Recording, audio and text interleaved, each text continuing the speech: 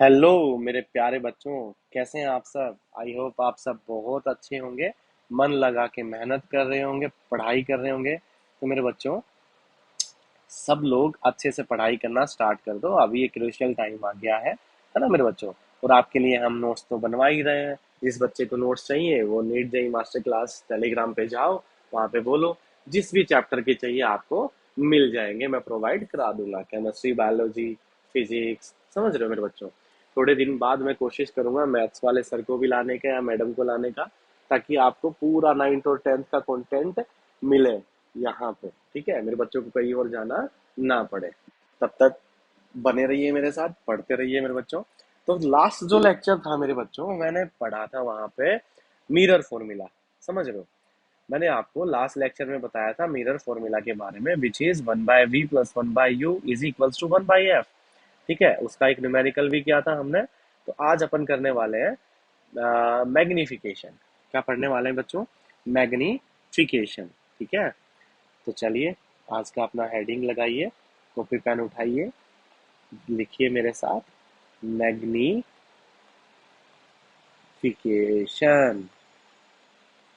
ठीक है, जिसको अपन रिप्रेजेंट करते हैं बेटा एम से।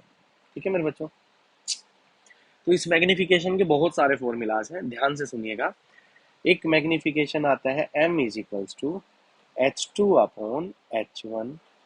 यहाँ पे H2 क्या है?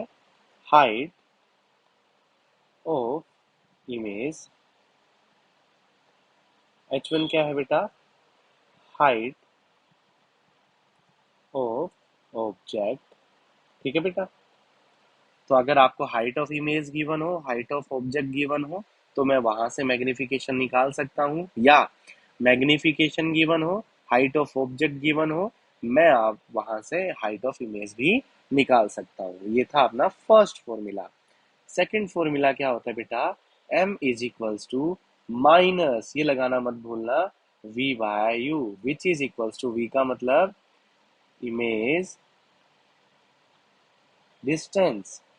v का मतलब क्या है मेरे बच्चों? Image distance. u का मतलब क्या है? Object distance. u का मतलब ऑब्जेक्ट डिस्टेंस। तो बेटा यहाँ से अगर आपको मैग्निफिकेशन दे दे, u की वैल्यू दे दे तो v निकलवाए। मैग्निफिकेशन दे दे, v की वैल्यू दे दे, u निकलवाए। पहले भी u बोल दिया मैंने, सॉरी माय बैड। v निकलवाए, अब u निकलवाए, और v और u देके मैग्निफिकेशन निकलवाए तो हम बोल ही सकते हैं। अब from equation first and second, from equation first and second, we can say that H2 upon H1 is equals to minus V by 2, sir, minus V by U। Okay sir, समझ में आया? मतलब क्या है, यह बहुत अच्छा फॉर्मूला बन गया, जिसको बोला गया height of image upon height of object is equals to negative of image distance upon object distance. तो बेटा इन चारों में से कोई आपको तीन वैल्यूज देके एक वैल्यू पूछेगा, क्या हम नहीं निकाल सकते क्या? बिल्कुल निकाल सकते हैं सर, कोई दिक्कत वाली बात नहीं है। तो अगर मैं आपसे बोलूं कि इस फॉर्मूला से H2 की वैल्यू निकाल के बता, तो क्या H2 होगा -V/U इंटू H1? बोलो हाँ या ना। बिल्कुल सही बात है सर।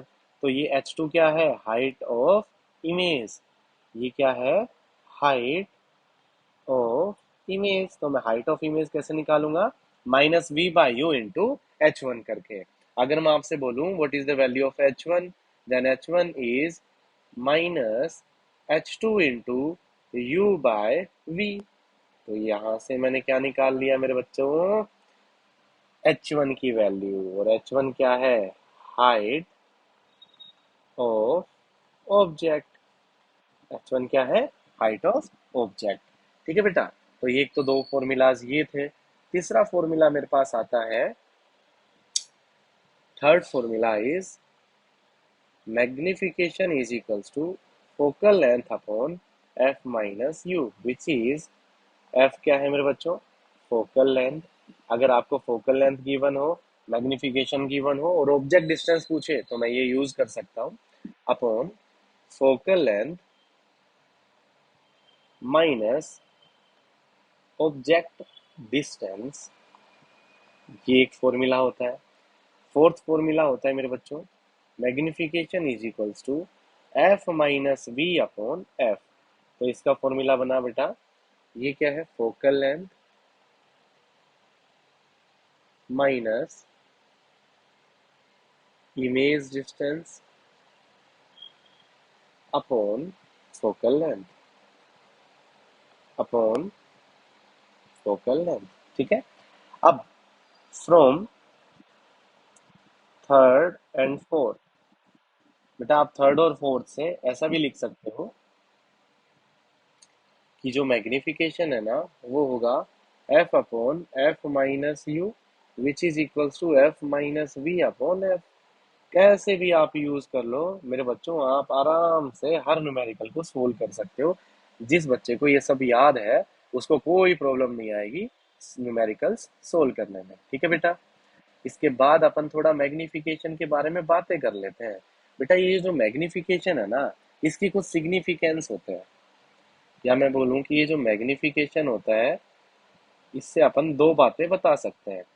पहली बात क्या, मैग्निफिकेशन से मैं ये बता सकता हूँ कि या मैग्निफिकेशन या तो अपना बेटा साइन आएगा, कि भाई साइन का मतलब कैसा, या तो पॉजिटिव होगा या नेगेटिव होगा। बिल्कुल होगा सर।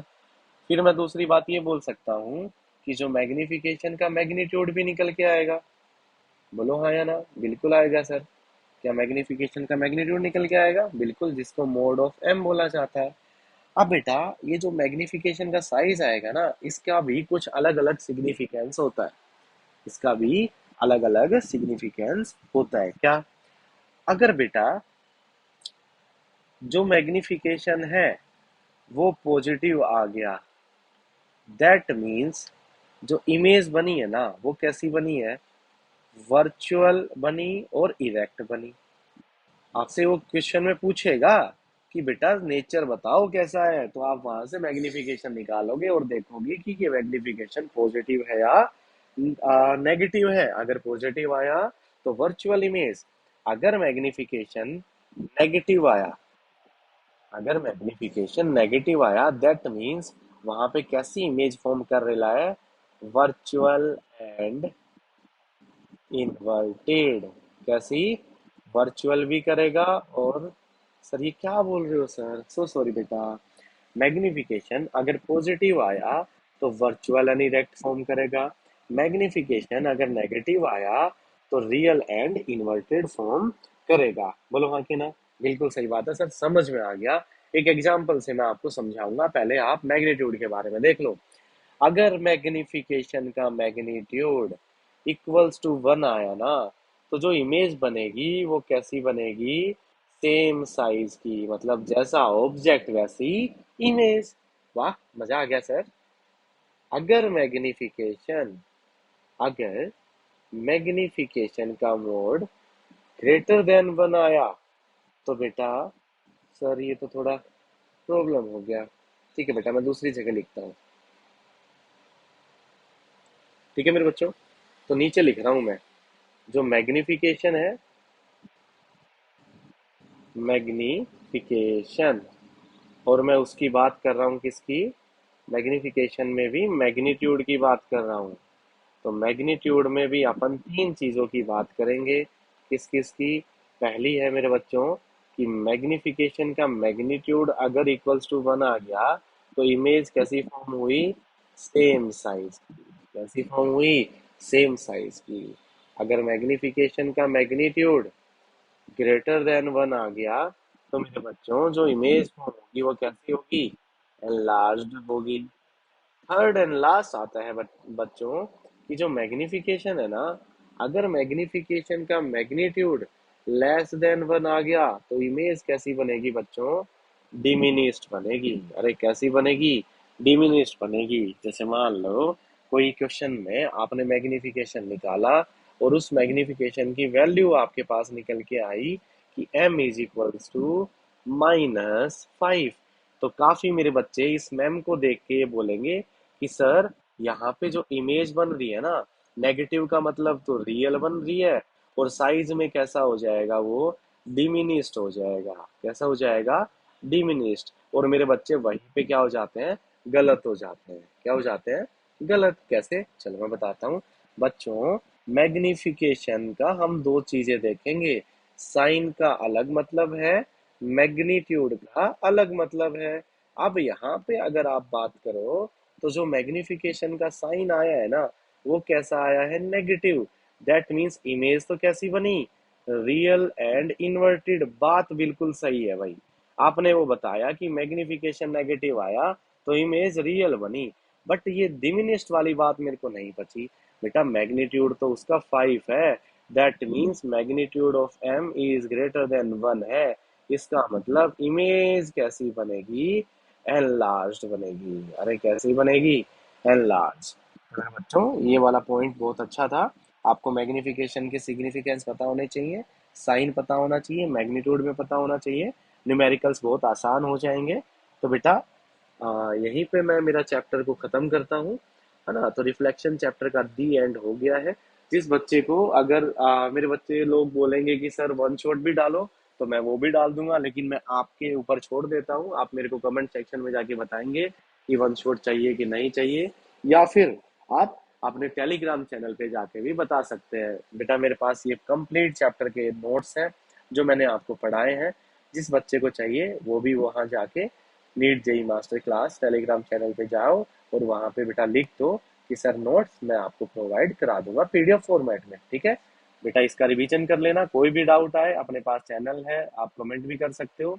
बने रहे मेरे साथ। थोड़े दिन बाद का नेक्स्ट लेक्चर में लाने वाला हूँ रिफ्रैक्शन ऑफ लाइट का। चलिए बेटा, bye bye, thank you so much.